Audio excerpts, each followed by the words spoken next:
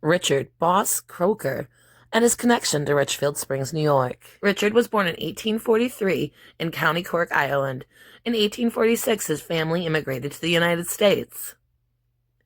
In the early 1860s, he joins the Fourth Avenue Tunnel Gang, a political street gang. These gangs used rough tactics to control polling stations and to kind of rig the politics. Croker was a fireman, an alderman, and New York City coroner. He was very active with Tammany Hall. In the 1890s, New York's Gilded Age, Mr. Croker was the boss of New York. He pretty much had political control of the whole city. In the 1890s, Mr. Croker also bought land in Richfield Springs, New York.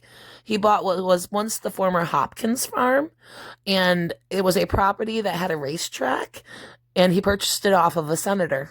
Mr. Croker had a notorious reputation, not only as a pugilist, but because when he ran for coroner, his opponent was murdered, and he got charged with the murder, but he was never found guilty. Mr. Croker had two wives. His first wife passed away in 1887, right at the beginning of his rise to the height of his power.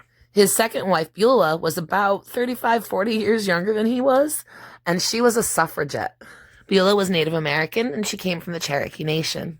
After Croker's death, Beulah had to fight for her inheritance, but she won the majority of his fortunes. Mr. Croker's love of horses started when he was very young. His father was a veterinary surgeon in the American Civil War. Why would Richard Croker want an estate in Richfield Springs, New York? Well, the 1890s was not only the Gilded Age for New York City, it was the Gilded or Golden Age for Richfield Springs, New York. Richfield Springs was at the height of its popularity as a tourist destination. Many wealthy people built summer homes around the lake and in the village of Richfield Springs. The village of Richfield Springs had about 14 hotels and multiple sulfur baths. Mr. Croker's estate in Richfield Springs, New York was vast. It was large to begin with, and then he bought even more land off of the Gano family. So Mr. Croker's land would have been right past the village of Richfield Springs, heading towards Monticello, and then all the way to about Route 20. So Route 20, Route 28, this huge chunk. Today, the Boss family farm is situated on what was the Crocker estate. It is sort of interesting that Richard Croker was known as Boss, and now the farm is owned by the Boss family. Croker fell from power when he couldn't guarantee the election results.